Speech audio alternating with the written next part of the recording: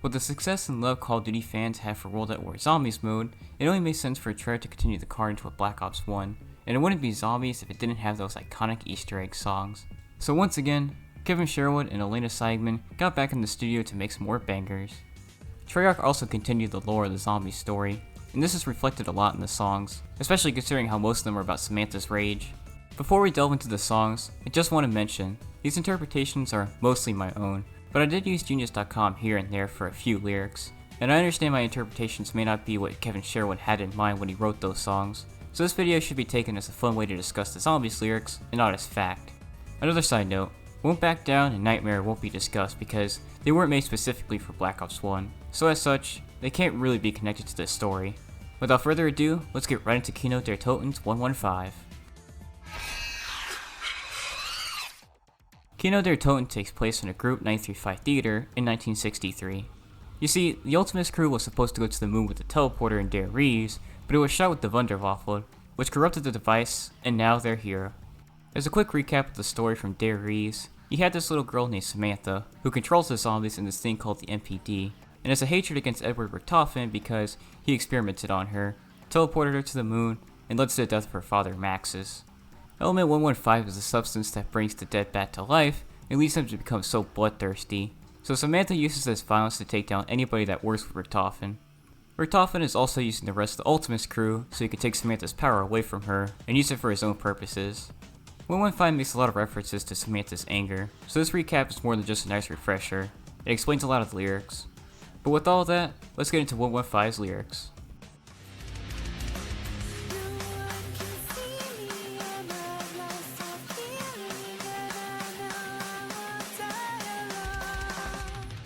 Samantha is in the MPD, so no one can see her, and with the zombies in her control, she won't die alone.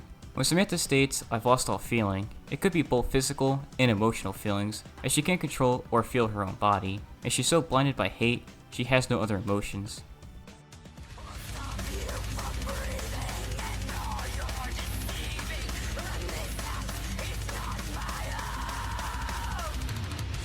Again, Samantha is reinstating she'll kill everyone left, and she's having an out-of-body experience, so the MPD is not her natural state, or her home. The deceiving part is probably about how Richtofen is just using the other survivors, and doesn't actually care about them. Speaking of people using others for their own personal gain, the pre-chorus reflects Samantha's use of the zombies to get what she wants. She doesn't care about anything else, but revenge, now that she has the power to destroy, so she's going all out to take down the crew.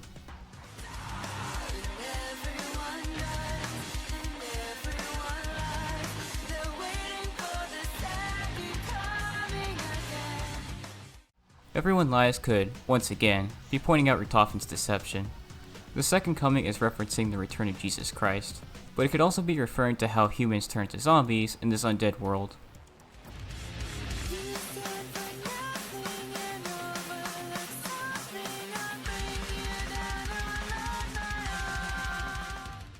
I think Samantha is talking to the Ultimus crew here, with the exception of Richtofen, as Nikolai, Dempsey, and Takio are being manipulated by the mad scientist, so he can control the zombies. Again, he doesn't really care about the rest of the humans. Now, we have Ascension's Abracadavre. The Ultimus crew was able to get out of the theater with the help of a lunar lander, and find themselves in the Ascension facility, where they meet and help a scientist named Anton Gersh. Gersh worked with another scientist named Yuri Savoyski, also known as the Pentagon Thief, and Samantha haunted this individual's mind and did small things to scare him, so he would make the Gersh device, so she can use it and quote-unquote feed the Aether. Okay, with the story out of the way, onto the lyrics.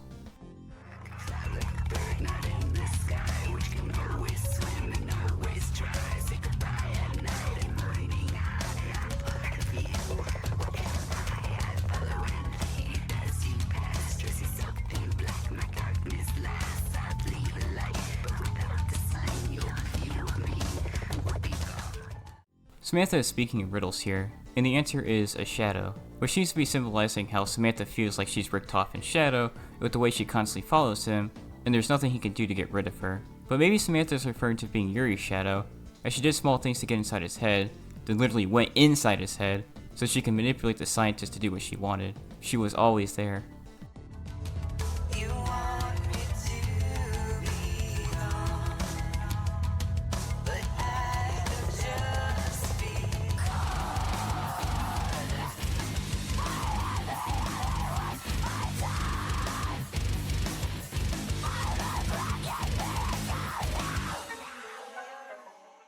Samantha is just starting her wrath. She's a broken miracle because the fact she can control the zombies is a great gift for her, but on the inside, all she feels is anger and wanting to kill.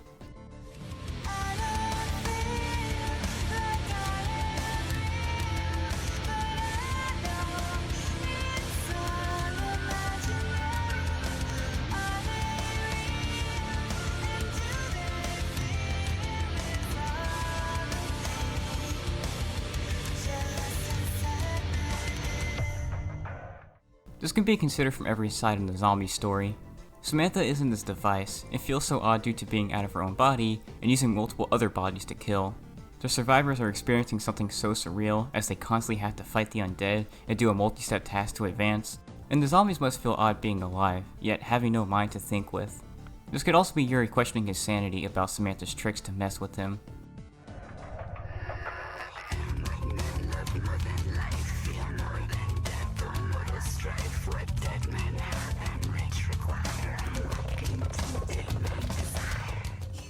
Samantha's ominous words here are describing nothing, as in the absence of something, anything.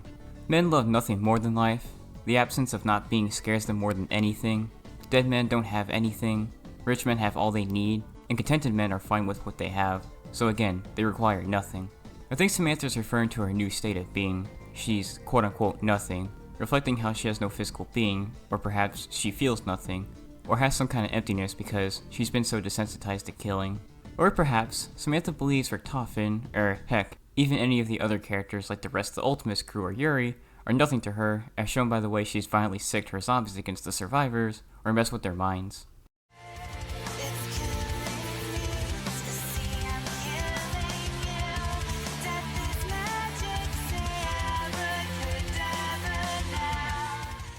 As stated in my last interpretation, Samantha is so overrun with taking down the survivors, she's feeling less and less like herself, and more like a slave to her obsession. The last two pieces could be about how Samantha is using magic in an attempt to kill. An abracadabra is a magic phrase that is often followed by something vanishing, potentially pointing out how Samantha isn't in their sight, or how Samantha wants the Ultimates crew to vanish. And yes, I know, Elena sings abracadavre, not abracadabra, a cadaver being a corpse, so Samantha is using corpses to turn the humans into corpses.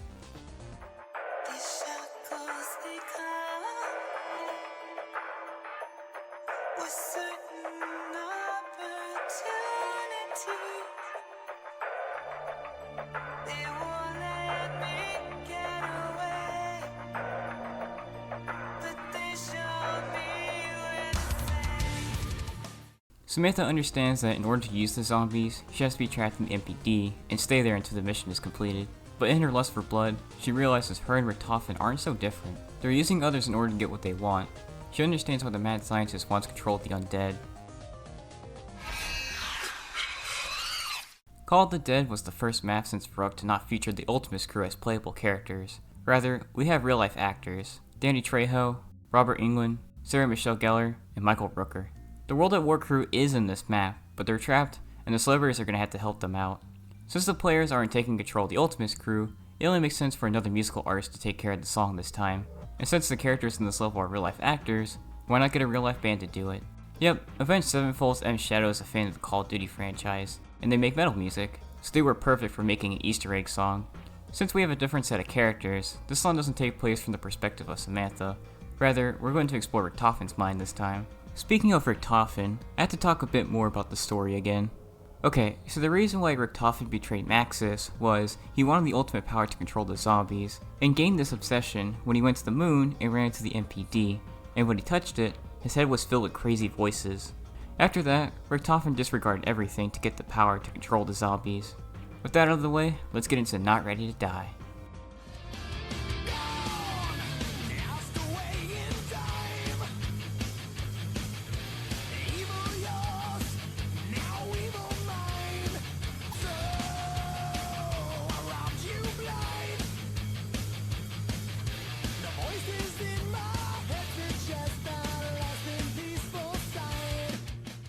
The Ultimates crew is time traveling in order to get to the moon, and what was once Samantha's power over controlling the zombies will become Richtofen's when he reaches her.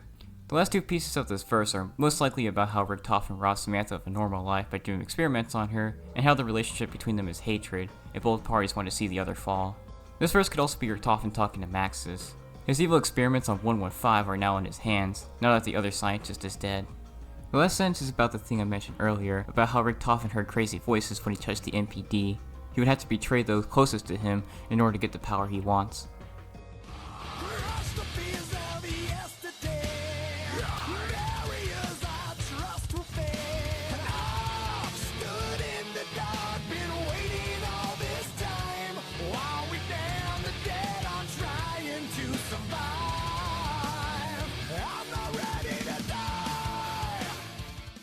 Richtofen isn't afraid of the zombies after killing so many of them.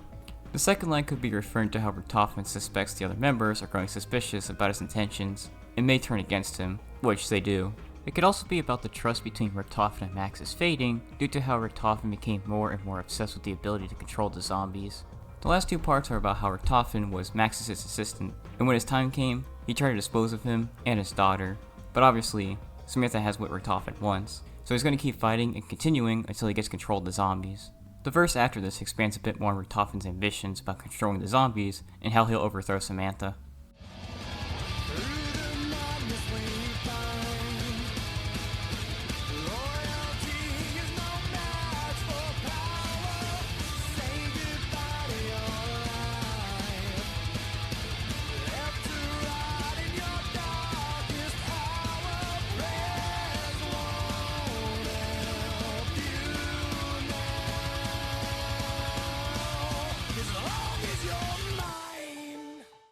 Maxis and Richtofen were friends, but grew a lust for power, so he put aside their friendship to control everything and everyone.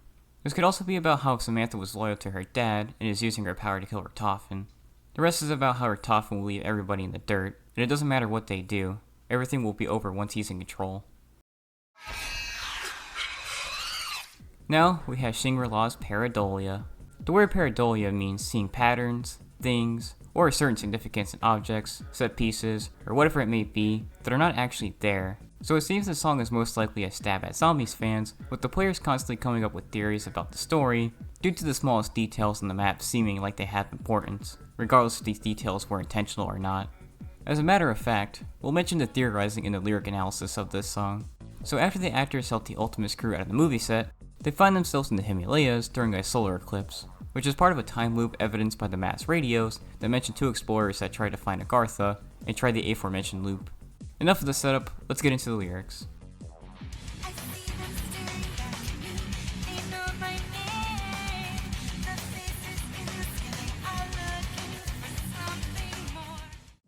The "they know my name" part might be about how players heard one of the zombies' cries as Sam, which they interpreted as someone involved in the whole zombies lore.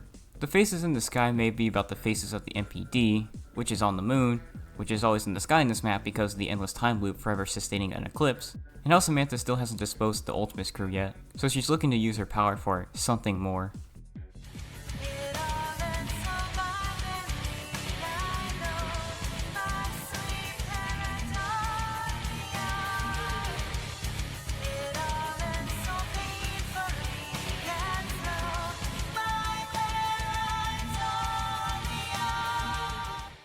The first and third part of this chorus reiterate Beauty of Annihilation's theme about how both parties constantly hunt and kill each other, along with how Samantha feels like she'll get the Ultimus crew. It's just gonna take some time, and it'll be painful for them.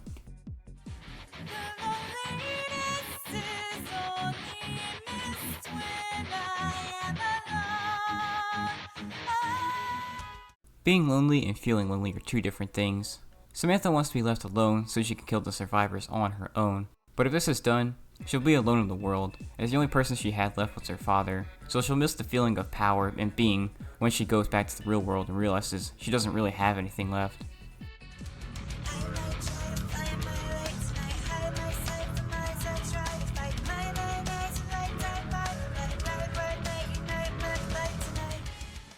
Okay, let's dissect this one line at a time.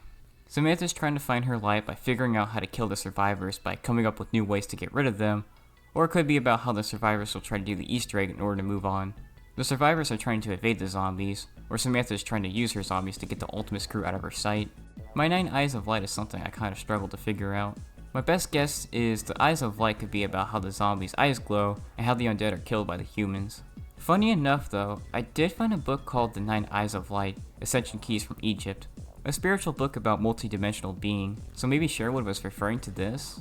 Well, apparently 9 Eyes has something to do with spiritualism among multiple societies, so I'd say this is referring to the whole thing about how Samantha's stuck in the Aether and being a vessel for the zombies. Not to mention, Egypt is known for its pyramids, and the MPD is a pyramid, so again, it's unlikely but maybe, just maybe it's something. And the last part is about how Samantha feels she's doing the right thing by killing the Ultimus crew as instructed by her father. Finally, after all the trials and tribulations, the Ultimus crew finally makes it to the moon, and they're ready to get Samantha out of the MPD so Richtofen can take control. Okay, I'm gonna keep this section rather short. Why? Well, Coming Home is really repetitive with its lyrics. You'll see what I mean here in a second. I gotta say, this is probably my least favorite song from Black Ops 1, but my opinion aside, let's discuss the lyrics of the last song for this video.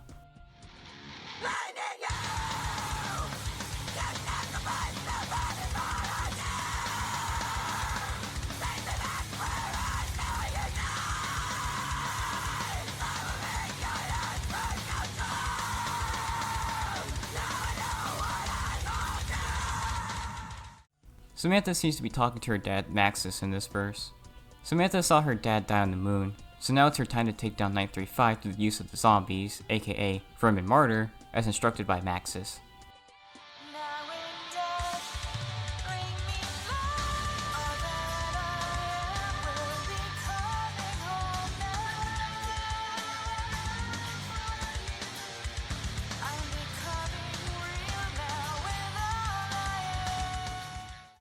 Samantha will be able to come home now that the Ultimus crew is even closer in her reach.